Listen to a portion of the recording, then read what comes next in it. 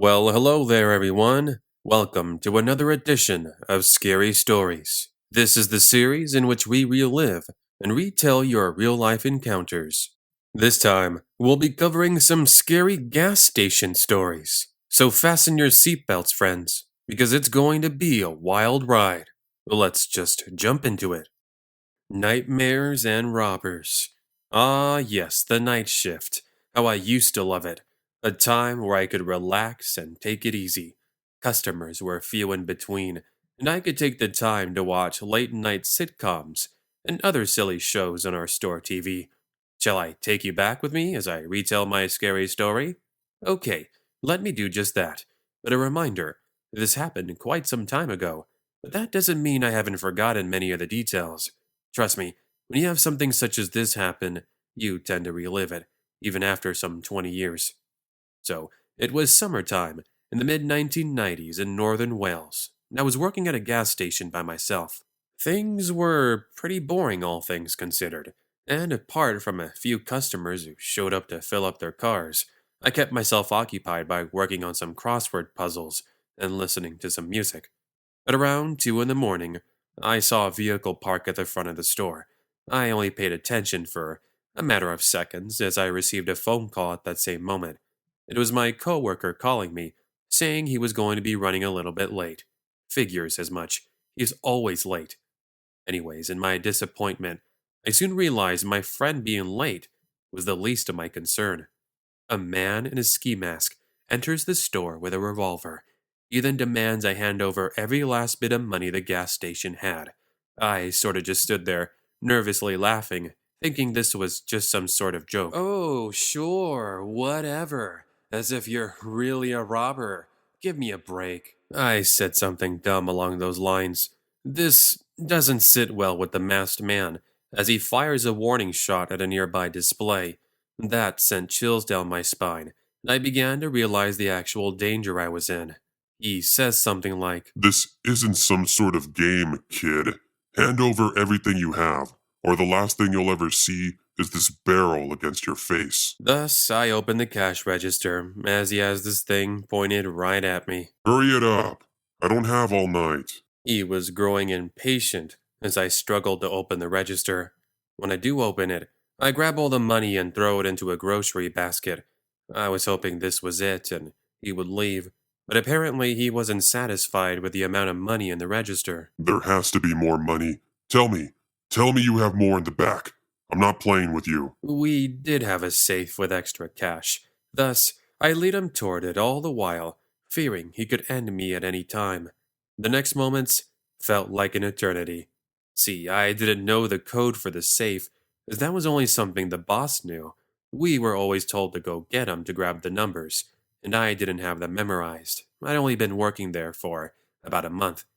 Anyways, he begins to grow impatient even more, and even more angry. As I explained, I had no way of opening the safe. He pushes me to the side as he fires at the safe's lock a few times. Eventually, I hear the click of the revolver. I didn't realize it at the time, but this meant he was out of shots. Nevertheless, the safe slowly opens as he grabs as much cash as he could. Here's where it got scary. Honestly, I thought I was a goner. In one quick action, he takes the sidearm and has it pressed against me. But then, click. Nothing. Again, this meant he was out of shots, and since he was so focused on robbing the store, he didn't realize he was out. He grunts in frustration as he demands I don't tell anybody what happened. He then runs out of the store and gets into the van, where I now stand there trying to fight a panic attack. Luckily, I'm able to reach the alarm and call police, who showed up about 15 minutes later. When they got there, I was still scared. I was crying. I was shaking and just going over the ordeal as if it was on repeat in my head. After about an hour, I was able to give the officers as many details as I could, but due to the ski mask and the poor quality of our security cameras, plus the lackluster investigation that followed, the man was never caught. Story number 3. He demanded to get in. Funny enough, this actually just happened last weekend. Now, by the time you read this, it might have been a while, But nevertheless, here's what went down. For a quick background, I'm female and I'm 17. Myself, my little brother, and my mom ended up going to take a mini road trip to visit my uncle, who lived about 2 hours away from our Southern Californian home. The trip was supposed to go smoothly. Drive, arrive, and relax in my uncle's awesome swimming pool. Therefore, we had already been in our swimming outfits, because first thing we were going to do when we got there was jump right into the pool. However, there would be a stop along the way. About an hour and a half of a drive on the highway, we ended up stopping because my little brother had to use the restroom. I myself was too busy watching videos on my phone, so I opted to stay in the car. Meanwhile, mom and brother head into the store. This would turn out to be a bad idea. Anywho, mom had parked our car at the very far end of the gas station, which meant we were away from all the pumps and traffic. This wasn't anything too special, until from out of nowhere, I hear knocking at my window. I was so into my show that I thought mom and little brother had returned. Instead, I look up, and it's this homeless dude creeping around our SUV. We sort of do this awkward stare down, which sees him looking me up and down for longer than a normal person should do. He then begins to mumble random phrases while reaching to each of the door handles. Thankfully, Mom had locked the car before she left. But that still didn't stop this creep from kicking at our door. Seriously, it's like he saw me as some sort of treasure and was going to do whatever it took to get in. I'm all but panicking at this point, while this complete and utter stranger begins pounding at the window, demanding I let him in. I did the only logical thing. I reach for the car horn and start pressing it over and over again, hoping to get someone's attention. Though no one walked over, this man did eventually stumble away before trying to open another car door. That vehicle was empty. It's at this point I called my mom, and I told her some creep was trying to break into the car, and he was walking around the gas station. By the time she got out, he had already crossed the street and went down an alleyway. Nevertheless, we left and I got to my uncle's house, but I couldn't help but retell the story to my family. They sort of laughed it off, but to me, it was no laughing matter. Story number 4. Chased for a phone number? Anger. It's something a lot of people experience. Unfortunately, a lot of times, it's uncalled for. And it's not exactly, well, nice way of putting it, appreciated. That's why a normal stop at the gas station a few years ago turned into an actual nightmare. Here's what I mean. I had been on the last leg of a road trip to visit family, and I was about 45 minutes from home. This takes place in Nebraska, if it's any important. Anyways, my car was running on fumes, and I needed to stop to fill her up. I saw an advertisement for a Shell gas station less than 5 miles from where I was, and I thought, sweet. I exit the highway and make my way to the Shell, where I went ahead and grabbed myself some snacks too. Here's the thing. As I'm picking out whether I wanted some iced tea or a Snapple, this older guy walks over to me, and without the slightest introduction, he says, Hey there, gorgeous. Want to exchange phone numbers? I promise, I can show you a good time. I ignore him and choose to grab a pink lemonade Snapple and walk over to the front counter. However, that's not without this guy following me over. While I paid for the drink and some Chex Mix, he's just standing next to me, staring. It was very awkward, and I think the cashier could sense something was wrong. He says, So, are you two friends? The nerve of what the creep says next was crazy. Nah, she's my girl. We just stopped to pick some things up. I got the chills when he says that, and I make it very clear when I say, Yeah, right. You'd be better at talking to yourself than convincing anyone I'm your girlfriend. You can imagine I was pretty anxious by this creep. Thus, I storm out of the store, hoping that was the end of it. However, this was just the beginning. Once I was done putting gas into my Volkswagen buggy, I hop in and start to drive out. However, I don't even get the chance to leave the station because this silver Ford F-150 drives in front of me, blocking my only exit. Guess who it is? The creeper who wanted my number. I now watch as he rolls down his window and he shouts out, Hey, girl, where did you think you were going? Come on, get out of the car. Come with me. he said, while I just stared at him surprised. Now, this should have been the point where I got out and run over to someone, but instead, I chose to back up. I then do a complete 180, and I'm able to outmaneuver his large pickup as I start to drive away. He, however, chases me for over the next 20 minutes. It even got to the point where he was so close to hitting the back bumper, my buggy almost spinned off the highway. What ends up saving me, however, was when I saw a highway patrol vehicle that was parked right off the road. I did the smart thing of driving over to them and waving them down. Mr. Ford F 150 drives away. Smart choice, pal. Nevertheless, after I told the officer what happened, he chases him, but I never heard anything back as I drove home. So, that's the story of how I was chased by some random dude just because he wanted my phone number. I hope I never see you again, pal, because next time, I won't be so kind. Story number 5. My dog saves me. This took place a couple of winters ago, somewhere in the middle of nowhere, in Kentucky. It was late in the evening, and I was looking for a rest area to take a break. See, I was on a cross country road trip with my German Shepherd Shadow, and we had grown pretty tired from our over 8 hours of driving. By the way, Shadow used to be a police canine dog, which was awesome because he was a sweetheart, but he could be mean if he had to. Anywho, we eventually settled on a gas station that had a huge parking lot behind it for people to camp in. There were a couple of other RVs parked, so I figured things would be relatively safe, and it looked to be. So, when we arrived, it was close to 11 p.m., and first thing we do is step out and do a bit of stretching. Shadow goes to use the restroom in the nearby small set of woods, and after I put him back in our small RV, I head to the little convenience store to pick up some microwavable food. I opted for some good old fashioned cup of noodles, and I start to return back to the RV 5 minutes later. I am stopped, however, by someone right outside the store, and I hadn't noticed him when I got there. Excuse me, miss?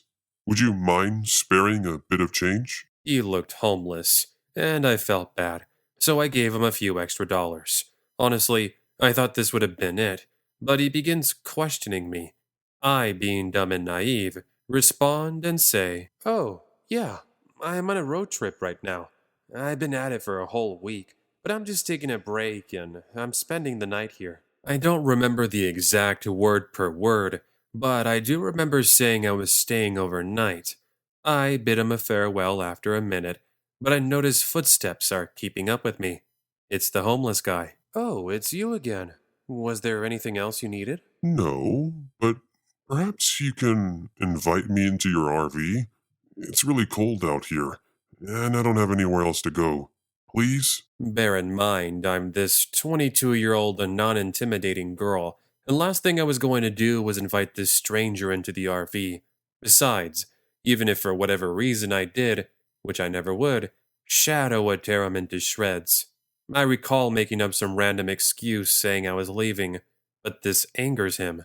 I thought you told me you were spending the night. Are you lying to me? I don't like liars. His sudden, calm demeanor turned into one of anger as he now begins walking up to me faster. I got scared and book it to my RV, but right as I put my hand on the door handle, he grabs my arm. Oh no, you're not leaving just yet. Luckily, I had enough of a grip to open the door, which would allow Shadow to come to the rescue. I scream as loudly as I could, and Shadow, in his police training mode, jumps out the RV like a superhero, and he locks on to this dude's arm. He had him in a hold for a good while. Meanwhile, the commotion causes a couple of the families to step out of their RVs. After 30 or so seconds, I am able to wrestle Shadow off of the guy, and he just takes off running. Meanwhile, a knife falls out of his jacket pocket. Seeing that really scared me, but nonetheless, he ended up getting away after he runs into the nearby woods.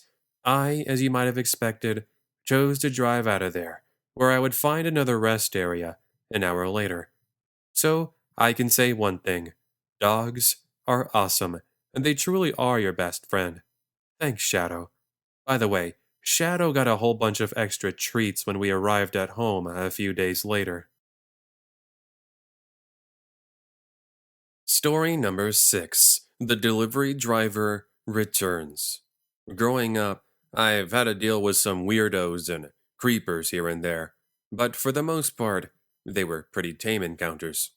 Oftentimes, it would just be some guy looking at you funny, or another one wanting to get your phone number. This story, however, is the true definition of creepy. It's seriously like something you would imagine coming straight out of your worst nightmare. And rightfully so. Here's what went down a few years ago. I was working at a small gas station as a part time job to earn some extra cash. The job was never something I took as a serious career, which is why I was only there for a year and a half. Over my time working there, I began to recognize the regulars. Most of them would stop by to pick up lottery tickets or coffee, and they would mind their own business.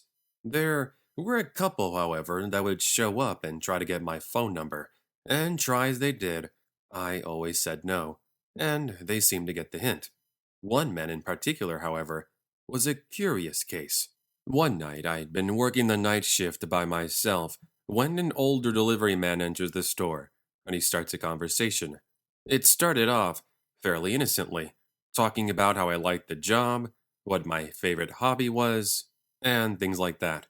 The conversation would soon change to questions such Do as, you have a boyfriend? How old are you? Where do you live? I did all I could to avoid giving him proper answers, but I did lie and said I was seeing someone, which I wasn't. He got visibly upset, saying all us girls are the same and how they won't give him a chance. He started to curse me out and threw some of the displays, causing a huge mess. One of the customers sees what's going on, and he tried to calm this delivery driver down, but they got into a scuffle. After about 20 seconds, the delivery driver storms out of the store, and the man who came to my defense checks up on me. I was pretty scared, considering how violent this man became, but this was just going to be the beginning. Fast forward a few months, and I hadn't seen the crazy delivery driver. On one evening, one of my coworkers was keeping me company as I worked, and things had been pretty quiet. My coworker, who we will call John, was a real sweetheart. Oftentimes he showed up to work, even on his days off. Not that he was being paid to be there. He's a bit older. He's a retired U.S. veteran in his early 60s, who lost his wife a couple of years before. I guess that's why I love being there with me and my other coworkers. It's so he didn't feel lonely. Anyways, about 3 hours in, John tells me he was going to pick up some food at a local McDonald's, seeing as it was almost my lunch. He wanted to know if I wanted anything, and he said it was his treat. I took him up on the offer, and I requested some chicken nuggets and some french fries. He leaves, and this would open up the opportunity for the creepy factor to be stepped up.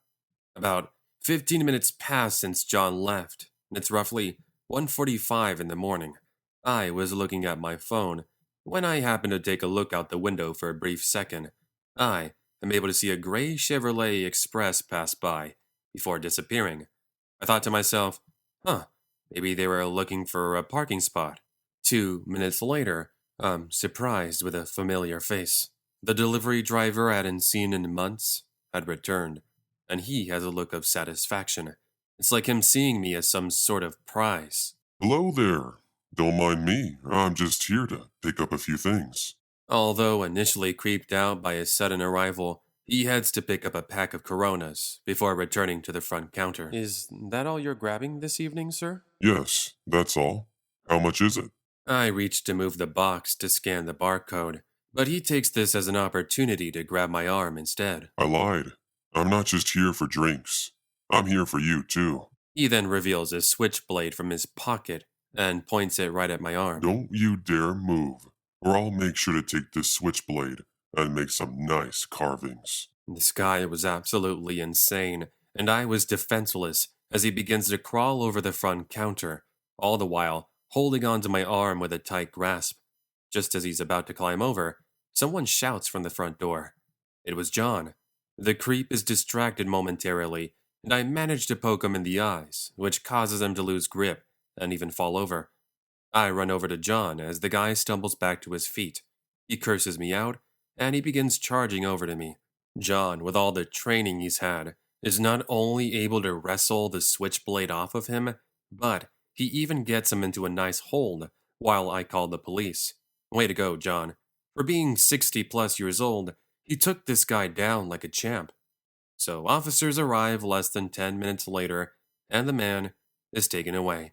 Now, one thing that was scary was in his vehicle, they found a bunch of tape and rope. What he planned to do with that, I can only begin to imagine. Nevertheless, that was the final time we saw him. Story number 7. Not an ordinary night patrol. Hey there, everyone. Retired police officer here.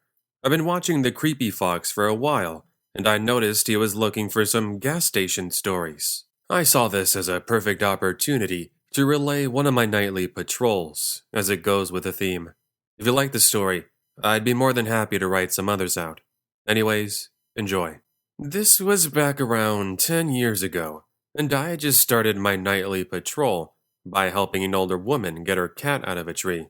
Seriously, it was pretty funny, but I remember it well because I got a few scratches along the way. That was the least of my concerns. From here, I stopped a couple of people and gave some traffic tickets, and then things settled down for a few hours. Eventually, I was starting to get hungry, and I decided to stop at a nearby AM/PM gas station to get some food. When I got there were two other cars at the pumps with people filling up their vehicles. I went ahead and parked at the front of the store, and then stepped inside, where I'm greeted by one of the nice cashiers. Funny enough, I was pretty good friends with her, and I spent a couple of minutes talking and catching up. See, she wanted to be a police officer after she heard all my stories, and as a side note, she did become an officer, and I'm really proud of her. Anyways, I excuse myself and head to the back of the store to grab myself a hot dog and a soft drink, and here's where things got scary. I'm distracted with what I wanted to grab when suddenly I heard yelling at the front of the store. I was confused because things had been quiet a second ago. As I walk over, it starts to become apparent that something was seriously wrong. The AM/PM was being robbed. There, in front of me, was a man with his back turned, and he had some sort of pistol. I could see the absolute fear in the cashier's eyes, as my number one priority was to save her. I remember yelling, "Drop it! Put your hands up where I can see them!" The man, who ended up turning out to be a teenager, turns his head ever so slightly, and one look at me sends him into an absolute panic. He drops the sidearm, and I go in for the arrest. "What were you thinking, man? You can't go around robbing stores like this." I said something along those lines. As for the sidearm, it turned out to be an airsoft, as I could see the little orange tip at the end. The only reason I hadn't seen it was because he had his back turned. Nevertheless, I called for a buddy of mine, and we eventually took him in. He was eventually charged with attempted robbery. Now, as for my cashier friend, she was pretty shaken up by the entire ordeal. Not that I could blame her. Anyways, that's my story. Like I mentioned in my intro, I've got more stories, and if you'd like to hear them, feel free to leave it in the comments section of the Creepy Foxes video. I'll make sure to read them, and I'll even respond to any possible questions. Story number 8. Doing my good deeds. I don't like to think of myself as a hero. I just like to think I'm a person who's always looking out for others. I mean, if you see someone in trouble, you should most likely help them out. And that's what I did during my shift a couple of years ago. I work at a gas station in Texas as a full-time job. Now, it's not really anything special, but it does pay for my expenses.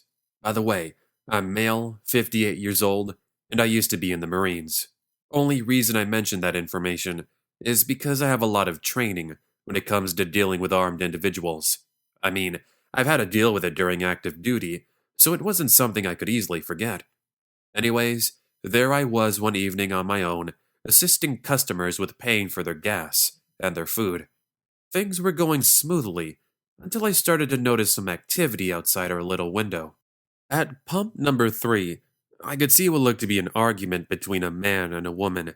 I'm inside the store, mind you, so I couldn't understand what was being said. I soon turned my back on them when a customer enters the store.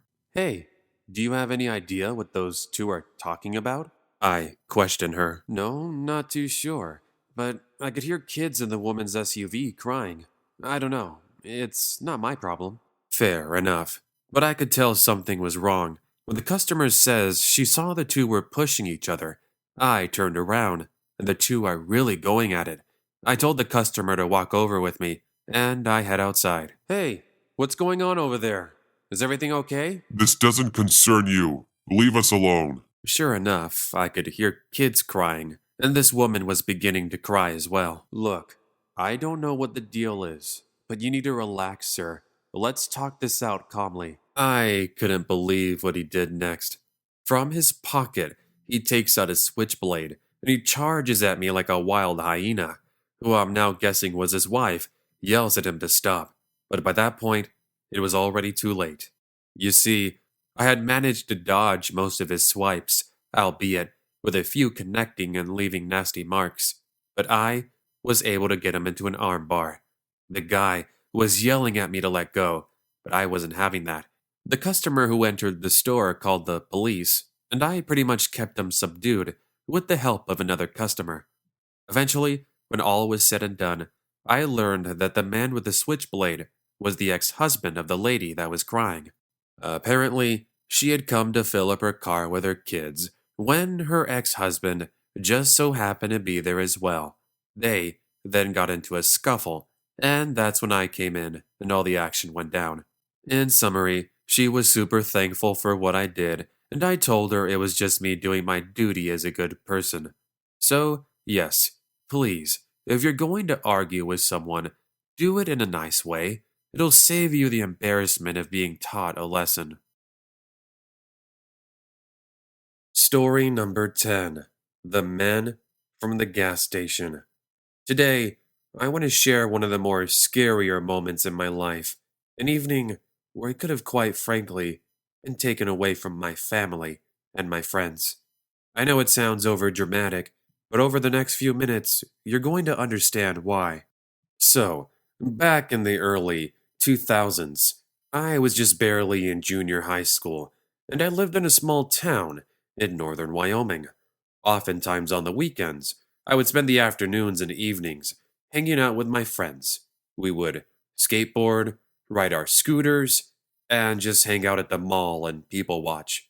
Something else we enjoyed doing was frequenting this gas station that was about 5 minutes away from my house. It was cool because my parents knew the owner, and oftentimes he would give myself and my friends free ice cream. Sounds like fun. Until one evening.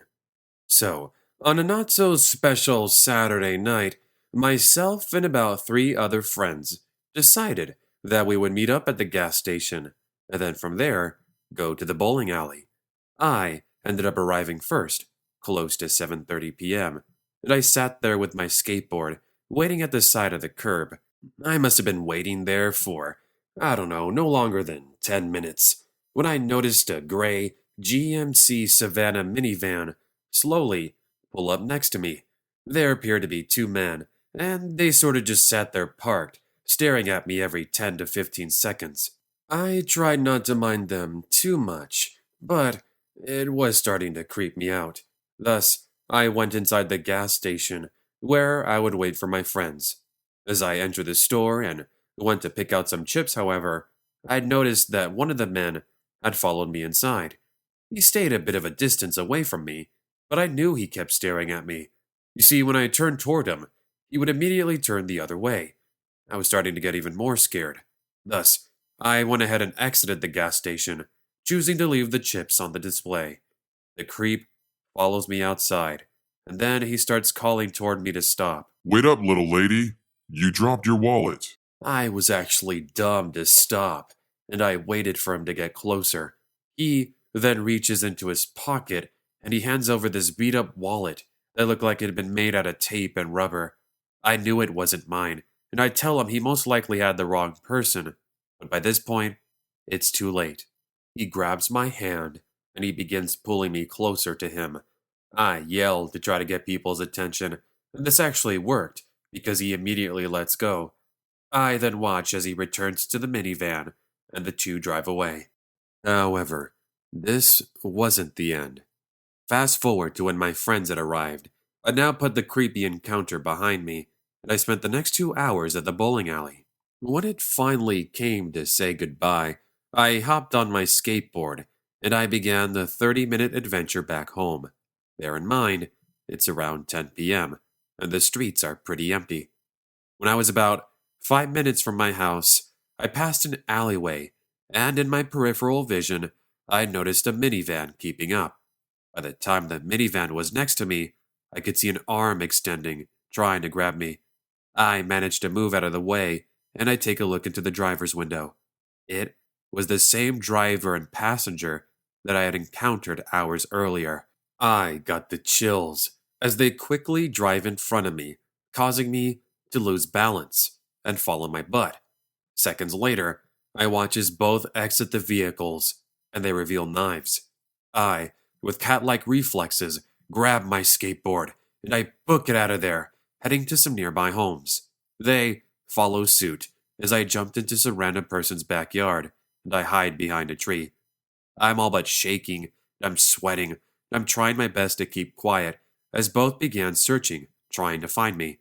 Actually, there was a point that they were so close, but they walked right past me as I blended with the shrubbery. After what seemed like an eternity, both of them say something in a language I didn't understand before finally giving up and leaving. That was pretty much everything. After waiting in the shrubbery for approximately 15 minutes, I peek out and I finally head home without any other problems. So, I never did find out who those two were or what they saw in me that was so interesting, but I'm just glad I never did see them again. In case you're wondering, I did tell the police, but they never were able to identify the two. The encounter has now gone down as one of the creepiest and biggest mysteries in my life. Before we get to the last story, I just wanted to say thank you very much for watching.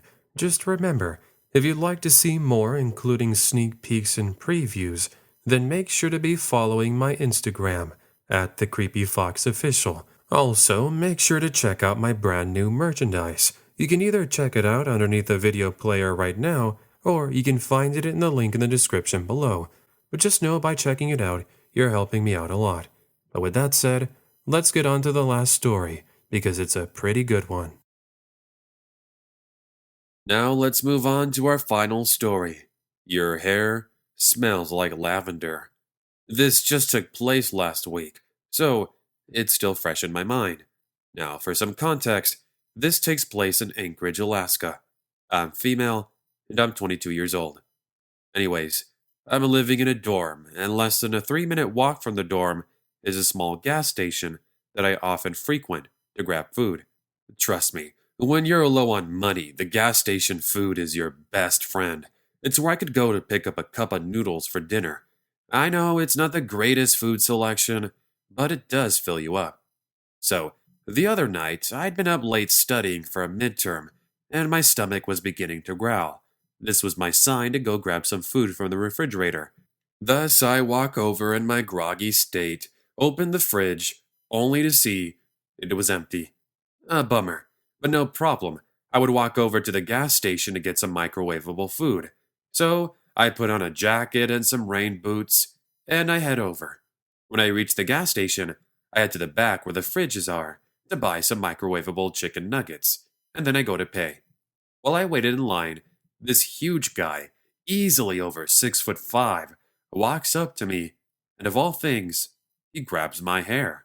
Wow, your hair is so beautiful, and it smells like lavender too. How sweet. I immediately jump back with a look of disgust. Hi, excuse me, but could you not grab my hair? That'd be great. He curses me out, saying that he was just trying to be nice and trying to give me a compliment, but I told him he needed to leave. So He walks out of the store while I have this obvious look of panic. The cashier sees my look of panic, and he says he could walk me back to my dorm if I was feeling uncomfortable. I told him I was fine since I didn't want to be a bother. Plus, my dorm was right across the street. Looking back, I wish I would have taken him up on that offer. Anyways, before leaving the premise, I scanned the immediate area, but there were no signs of Mr. Grabby Hands. Relieved, I head over to the crosswalk with my chicken nuggets and a Dr. Pepper, and I wait for the sign to turn to walk. 20 or so seconds of standing there, I started to hear crunching in the gravel behind me. So I turn around for a quick second, and it's the same guy from the store. But now, he has the creepiest smile I'd ever seen, and his eyes locked onto mine, like a lion does with its prey. Why do you have to play so hard to get? You know, you would make your life easier if you just gave in and listened to me. The dude was clearly out of it. He starts to get closer while I'm pressing for the crosswalk, but this light is notorious for taking forever.